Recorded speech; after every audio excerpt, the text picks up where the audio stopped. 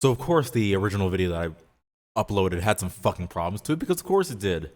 But anyway, hello, Savon DePaul, it's the NB that you envy, doing again the best list of 2020, re-recording it, because last time I had way too much fuckery in it for me to justify keeping that up here on the list. Alright, so how I split up my albums of the year, I did not rank them by number, did not rank them numerically. What I did was I sorted them into a bottom tier and a top tier. And what I'm going to do is I'm going to list through the top tier and the bottom tier. When I do the bottom tier, I'm probably going to go a little faster, and then on the top tier I'll give a few details on those records. Let's get right into it. Starting off at this bottom tier, from Pop Smoke, Shoot for the Stars, Aim for the Moon. From Sonia Calico, Simulation of an Overloaded World. From Aesop Rock, Spirit World Field Guide. Collaborative record between Fly Anakin and Pink Seafood called Fly Seafood. We got the first of many Obi-Wan projects. This one he did collaborated with Dweeb called Paradise Island. Next up, we've got Denzel Curry and Kenny Beats with Unlocked. Against All Logic, Nicholas Jar's project, electronic project. This one titled 2017 to 2019. Next up, we have the now somewhat defunct band Black Dresses coming through with their album Peace Hell from last year. Also check out their new one from this. But anyway, we also have Quelle Chris and Chris Keys dropping Innocent Country 2 back in 2020. A great introspective abstract jazz rap record. In addition, we have my favorite country record of 2020 by Gabe Lee, Honky Tonk Hell. We also have from Tyga Paul, Get Free. From Demagier, we have the record And Such Is Life. Next up on the list, we got Dizzy Rascal, UK grime legend, coming through with his new album E3AF. Next up, we have Zebra Cats coming through with first record, I think the first solo, full-length album, Less Is More. Next up, we have the collaborative effort between Moor Mother and Mental Jewelry, aptly titled More Jewelry. The album is called True Opera. Beep that shit if you can. Next up, we have Omari Jazz, mixing the worlds of ambient, wonky, and instrumental hip-hop and electronic music, tape Child. Next up, fellow Grimalkin Records heads over here, Pedroso and Pedrosa. They dropped their album Procurum Quati in 2020. You should check that one out. Next up, from Red Veil, really up and coming, a really dope up and coming name in abstract and lo-fi hip hop. His debut record, Niagara, his breakout, I should say. Really fucking good. You should give it a listen. Next up, we have Liv. Couldn't wait to tell you. If you like that slums, lo-fi sound, experimental hip hop, I think you'll like this. It's a more neo soul and a more soulful direction, and a little bit more poppy as well. But it's got a bit of rougher experimental texture to it. Really good. The album is called Couldn't Wait to Tell You. Next up, another Obi-Wan project. He dropped a ton of shit in 2020. He and Dylan the Infamous collaborated on the record Deus Amini. Check that one out. Next up, we have Sarok. Out of the whole unfortunate Rhymesayer saga that was going on back in 2020, with lots of beats and misconceptions. One of the lights that came out of that was Sarok finally dropping an album with it.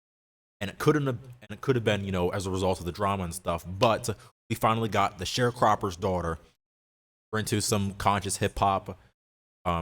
Really check this one out. Sarok is a really underrated MC. Next up, something that surprised me from the jump with how much I liked it. It really grew on me. Wiley with Godfather 3. Wiley, 2020 was not his year. Popping off at the mouth, saying ridiculous, bigoted shit, unfortunately. And this is why I couldn't put this high up on the tier list, but I had to acknowledge that there are bangers on top of bangers here. He really brought it back after Godfather 2, what the misstep that was. Next up, from Nathy Peluso, her debut record, Calambre.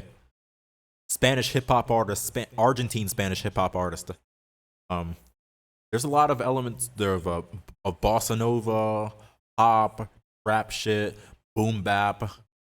Nathy Peluso's got a weird and eccentric style to her rapping. It is in kind of an acquired taste, but I think she's pretty talented, you know?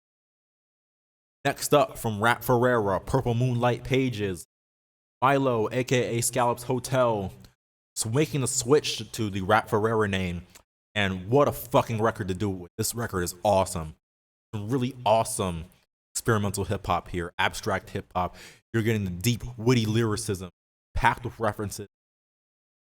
Rap Ferreira knocks it out of the park once again. Alright, here's one you should all suspect. Freddie Gibbs and the Alchemist, Alfredo. I don't need to explain that one. Just quality fucking hip-hop. But let's jump to Anna von Hauswolf, her newest record, All Thoughts Fly. This one caught me off guard a little bit. I didn't expect it gets off guard. I was expecting a little more on the vocal range from Anna von Hauswolf, which how much I loved Dead Magic back in 2018. But honestly, I really love the direction that she went with that one. I just can't wait to hear more shit from her. All right, and from Luca, you have First Steps of Letting Go. Anyone who's into ambient, electronically tinged, synth-tinged pop music, you're gonna like her shit. Next up, Blue in Exile returned in 2020 with their massive 95-minute album, Miles. It shouldn't be as good as it was with how long it is, but it pulls it the fuck off. Right. Next up, let me get mine. No, it's a collaborative record that I can't put my own. From Arca, Kick 1. I believe Kick 1 is the actual title of it. It's supposed to be this Kick series, I think it's quadrilogy.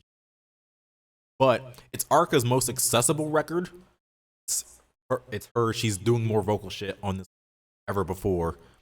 The deconstructed reggaeton sounds, the insane glitchy shit, the more poppy melodies, the intro where she fucking raps. She raps on the intro of this album. He's going down a more accessible route where she's more finding herself, you know? And it's really, really dope. All right. From Benny the Butcher, Burden of Proof. Griselda once again having a banner fucking year 2020. Benny the Butcher coming through with a lot of crisp production. He's giving you that hard shit and he's giving you some introspective shit too. So check that shit out. Also from Griselda, we got Conway, the Machine, From a King to a God. This shit is gritty. This shit is fucking hard. This is my favorite Griselda release of definitely. It's my alley, rightly. The balance of the hard-hitting production, the conscious shit, where he's kind of more socially aware, just the hard shit, the bars, the rhyme schemes, the flows are on fucking point the whole way through. It's awesome. Next up, Fielded, Demisexual Lovelace. If you're a fan of Backwoods Studios, if you listen to records, cats like Billy Woods, Armand Hammer, Elucid, solo shit, if you listen to that Small Bills record, anything else on Backwoods Studio, you're gonna see Fielded. She, they pronouns, I believe. Fielded, she's always gonna be on that on those as a feature. But it's funny because on this album, it feels like this is the most where she's kind of wrapped in the kind of styles of her, of her Backwoods Studios contemporaries the most. And it's come to the point where the sound is like really, really, really cohesive. I would say this is Fielded. This is definitely their best record so far. So please check it out. All right, from Mac Miller, this was the posthumous record Circles that came out January 17th, right at the beginning of the year. Yeah, this one really hits you hard emotionally. Just a lot of the lyricism and a lot of the direction that he was going before he unfortunately passed.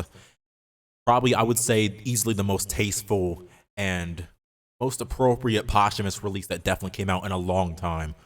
And I really appreciate what John Bryan did to bring this record to life, to bring the concepts to life. All right, but next up we got a little bit lighter. We got "Don't Do It, Neil." I want to see what death is like. Not light at all, because this record deals with some very traumatic issues, but it's actually honestly a lot poppier and a lot more energetic than what Mac Miller was doing on Circles. But I definitely suggest you check that one out. All right, so let's jump from the more depressing, morbid shit into some political hip hop from my fellow Bad Apple cohort, the homie Huey the Cosmonaut. He dropped his debut record in 2020, "When the Rain Pour, When the Sun Shine." You're just getting some gritty jazz rap beats, getting that rough lo-fi aesthetic. You're getting just bar after bar of some Black Revolution. Yours truly has a feature production credit, but not my record. Yeah, but definitely check out Huey the Cosmonaut and check out his newest compilation that came out just early in 2021 as well. All right, next up from Backwash, "God Has Nothing to Do with This, Leave Him Out of It." Incredible record, incredible take on horrorcore and rap metal and experimental hip hop. Backwash, she is really a as far as someone like a fellow queer artist, a fellow Black queer artist, and just a hip hop head in general, a student of the game. She really is a student of the game. And records like this is where she really shows it. And I'm so fucking excited for when that new record comes out May 28th. All right, I gotta shout out the other homies. Anti-Frantic and Mimar Sanan are in a duo called the Atlantic Conference Avengers, and their record that dropped, this was the second record that they dropped in 2020. Dropped another one, but this one called Limited Edition Number 1, The Return of the Champions. Ooh, just hits a sweet spot. Even though their first record was really good, it was a lot of material. Second one, they really went for that like quality over quantity thing. It's really nicely packed, condensed into 11 or so tracks or whatever ish minutes, and it's really hits to all of their strength, each of their strengths, with Mimar's punchy production style filled with a lot of funk and bossa nova samples, mixed in with Anti-Frantic's nice flows, consistent rhyme scheme, consistently conscious social material. You know what I'm saying? All right, from Small Bills. Small Bills is the duo that came out last, consisting of veteran abstract rapper Lucid and producer The Lasso. Small Bills is the name of the collaborative group. Their album Don't Play It Straight was easily outpaced a lot of other abstract hip hop records that came out in 2020. Definitely some unique shit on there. All right, from switching over to some more punkish industrial. Mortal Glitch. Like you said, we're getting a lot of industrial punk shit. A lot of hard ass drum rhythms. Getting some good rap features on here. Now, is looking up with rap features like he does again. Yeah, just good shit. And I also want to give a shout out to the other Atlantic Conference Avengers record. Came out May of 2020. Super Team. That was one I had the privilege of the feature on. Yeah, definitely. It's a lot longer than the other one, but it's packed. It's packed with material. It is packed with quality bars. It's packed with quality. It's packed with quality production. Please don't sleep on it. Alrighty. Now we can really get into the top tier list, okay? From Clipping, their what was supposed to be sister record to There Exists an Addiction to Blood, Visions of Bodies Being Burned. Oh my fucking god. This band, they haven't missed before. I love all of their shit that they put out. They have not missed, but they fucking outdid themselves. How did they outdo themselves every fucking time? I don't know.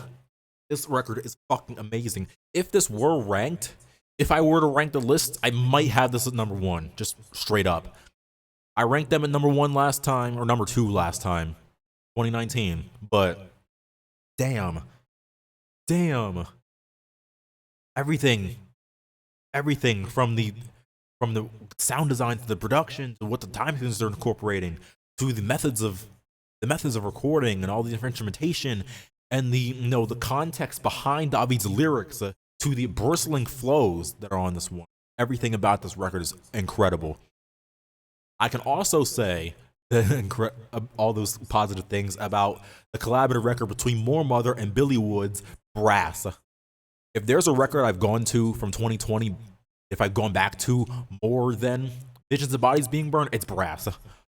Because goddamn, these two, even though they're contrasting styles as far as even within when they both do hip hop shit, their styles are contrasting, but it mixes like peanut butter and fucking jelly on this record. God damn, the production is vivid, vibrant, a lot of times dark, but a lot of times just honestly celebratory. Like, God, the outro in the song with Naked Portraits, holy shit.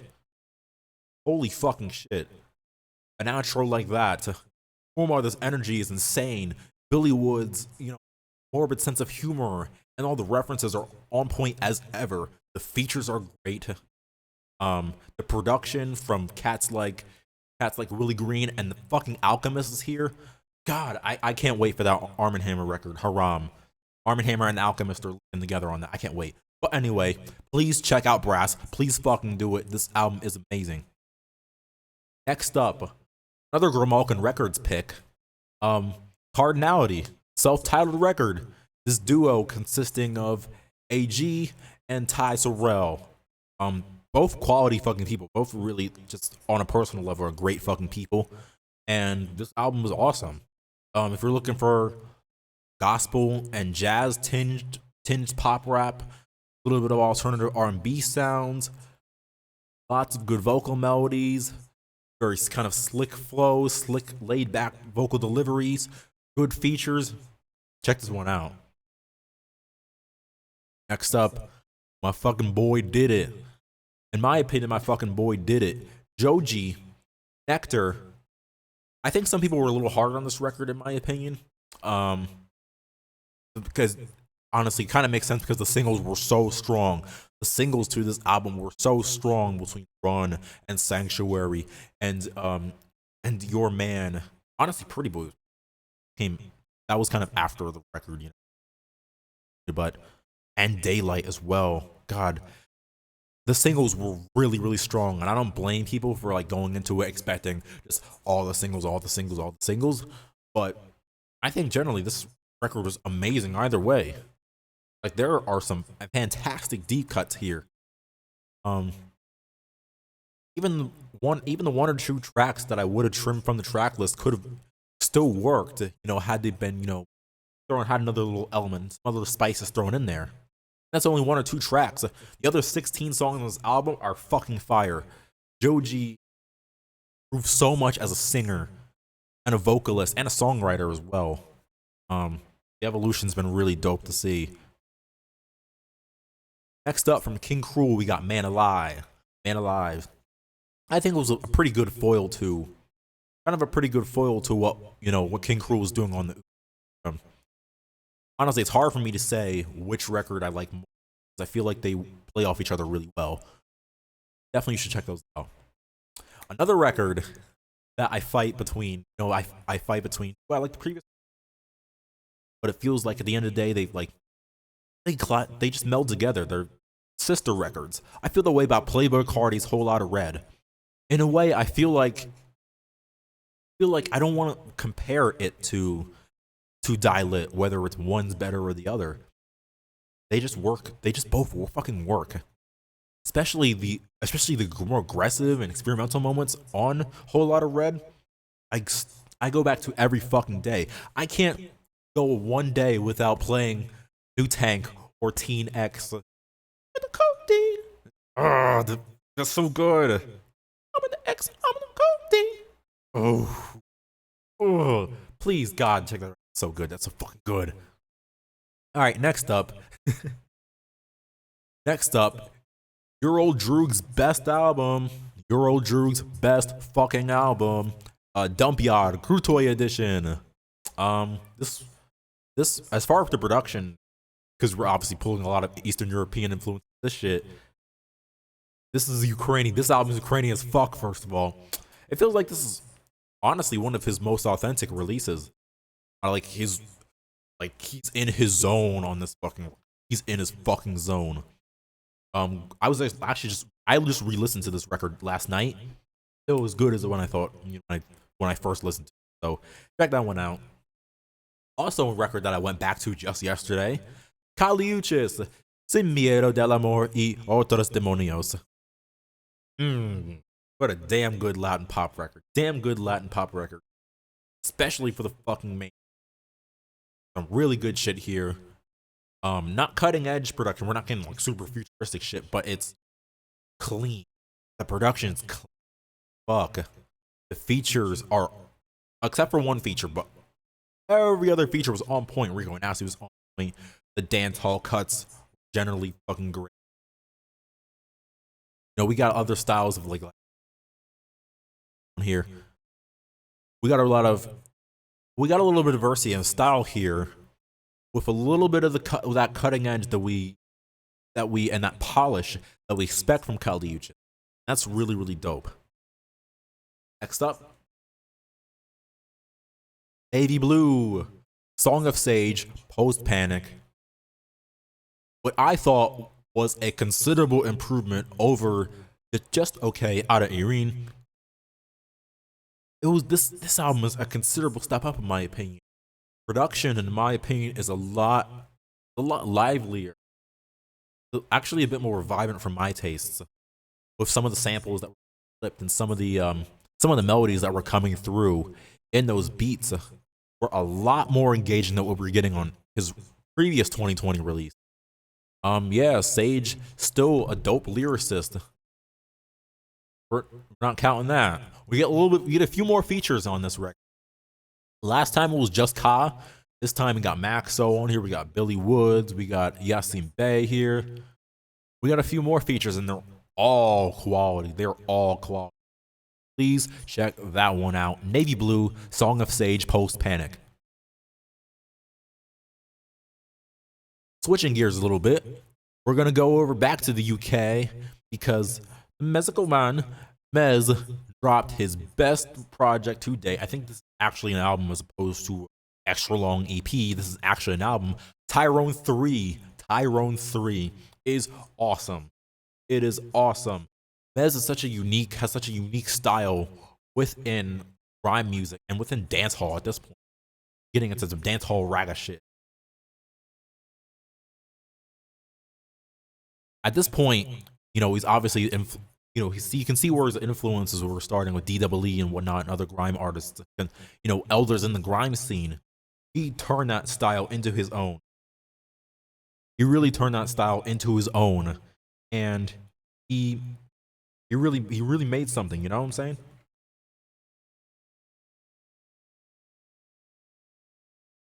Stereo's a weird fucking app.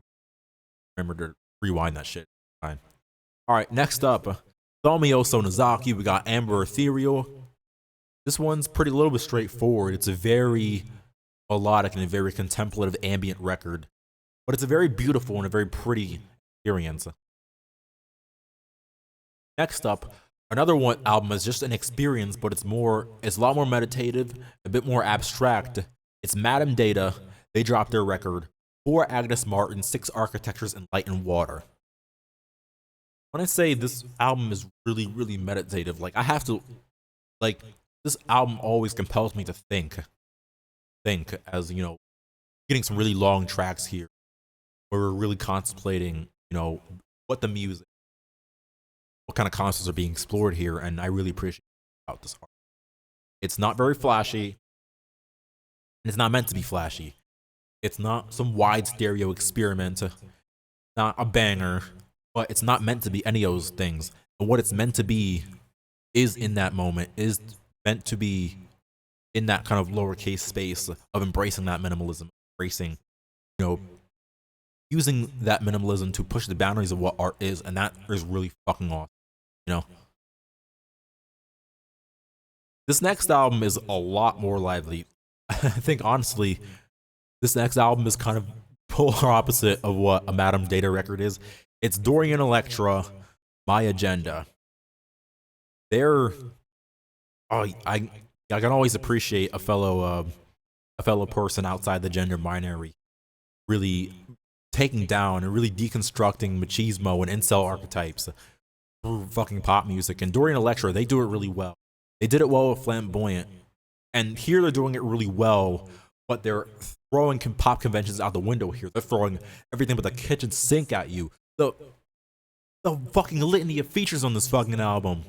The sounds we're getting metal, we're getting bro step, we're getting pop, we're getting the hyper pop sound, we're getting the more electronic sound, we're getting some glitchy industrial shit, getting a little tiny bit of experimental hip hop ish shit. But there are so many styles on this record, and for how much of a knowing and a wink and a nod, knowing mess that this album is, that's the point of it, and it all fucking works. Venturing over to another pop artist who is, similarly experimental, but is a little bit more indebted to the pop convention, the structure of traditional pop music, but brings some more whacked out production. Charli XCX, How I'm Feeling Now. Pretty impressive. She was able to, construct a record of this quality in the course of the in the pandemic and quarantine. And yeah, she did a really fucking good job. Production here is really unique, really crisp, a bit more, is a bit more edge than Charli, but it doesn't have the bombast. It doesn't have the exact bombast that Charli does, but it does have that electronic edge to it that I really, really like. All right, next up, we got Gorpopap, Thunder and Yearning. Gorpopap, she's a underground pop electronic artist from Philly. She's very talented, very unique vocalist, singer.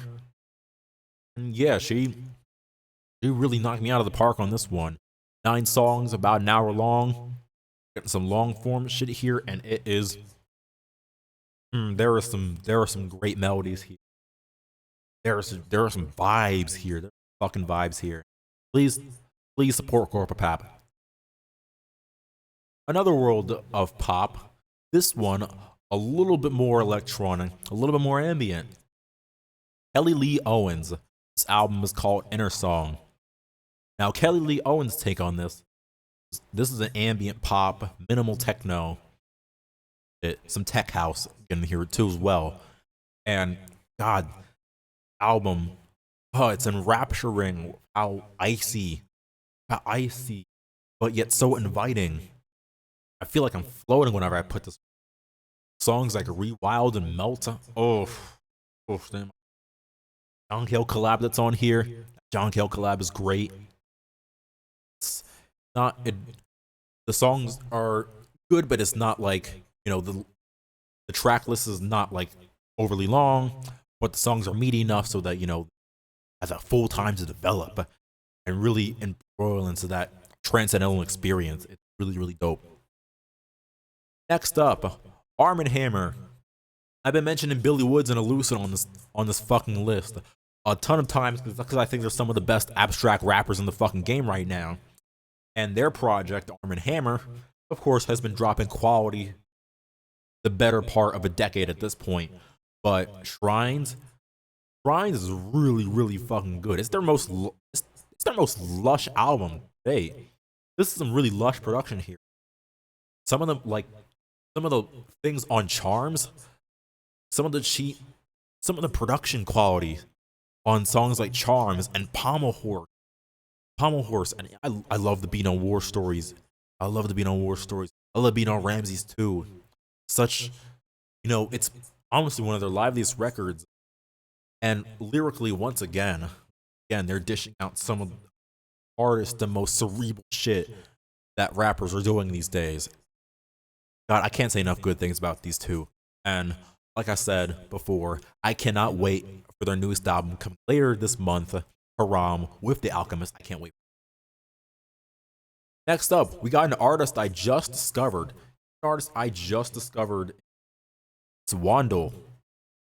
And his album is called Womb.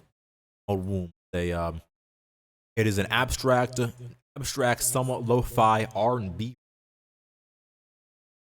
When I say the single off this album, Under My Skin, when I say when the single got under my skin, woo-wee, that album, this single and the album in general got under my fucking skin and just wormed its way into my fucking soul.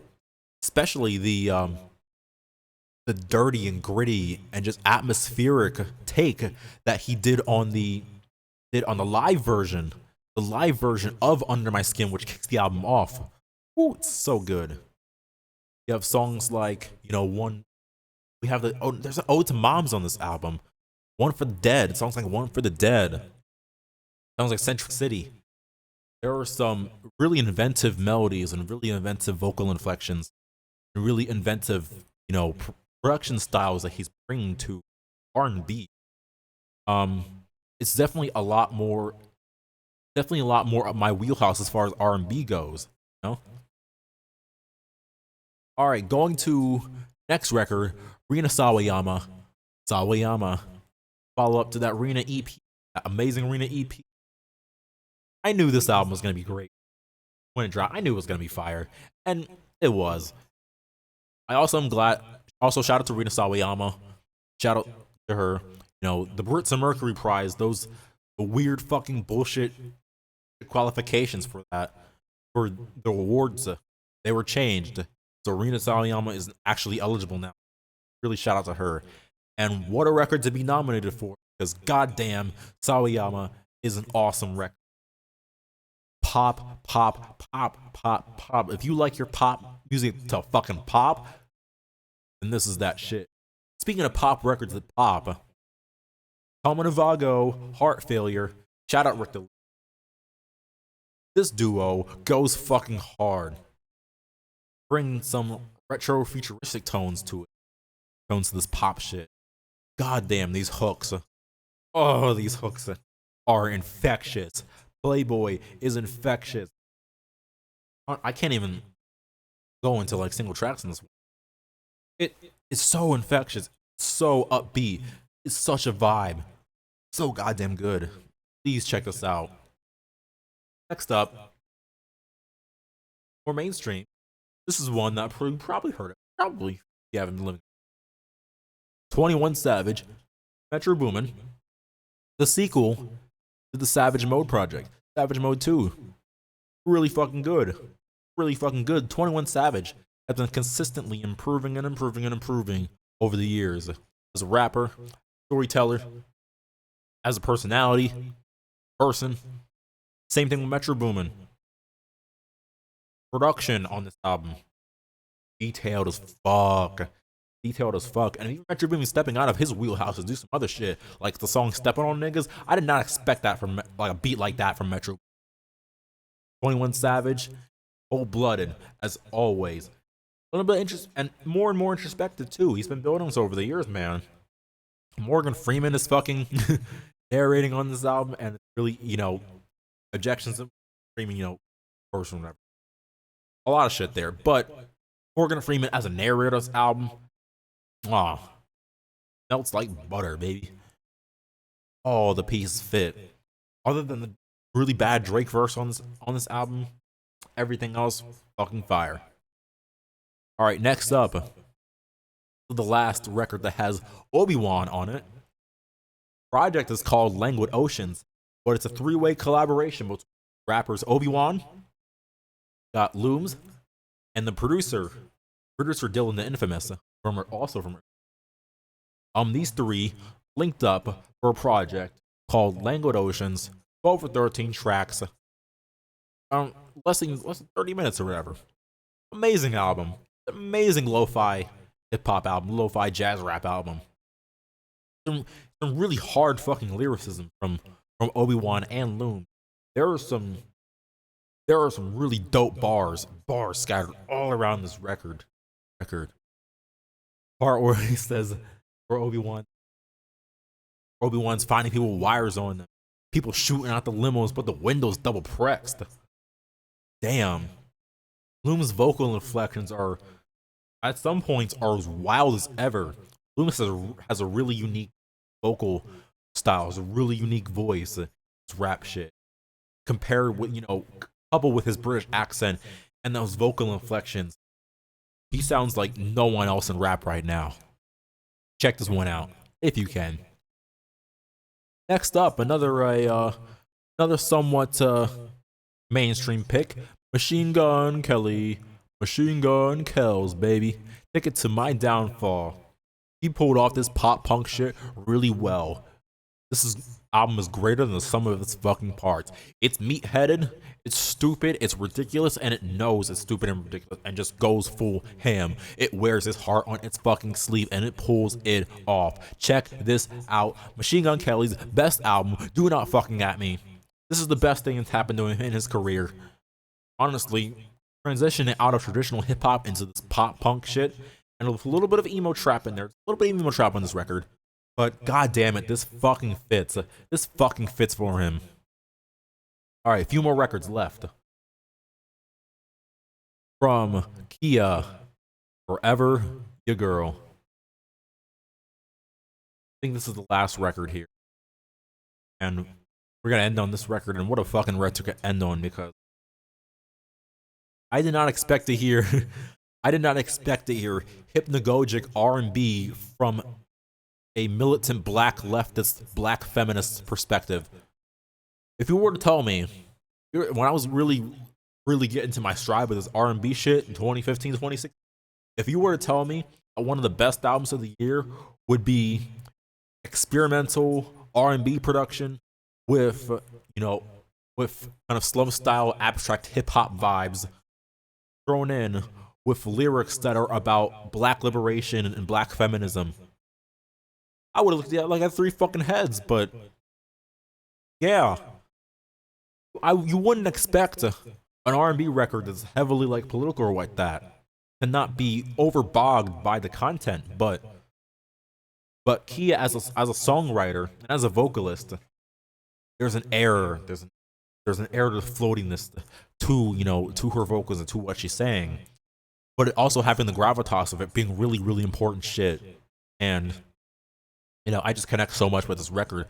Probably, honestly, the best R&B record. I would say our best R&B record in 2020, and I cannot wait for what Kia is doing next. She's bringing more and more buzz over the past few months, and I just hope that continues and continues. So yeah, those are all my picks for albums of the year 2020. I hope y'all please check out all these records, support all these artists. They are all amazing. What the fuck? I almost forgot the actual last record, the one that was actually last on this list that I didn't list over. Fucking Run the Jewels. Run the Jewels 4.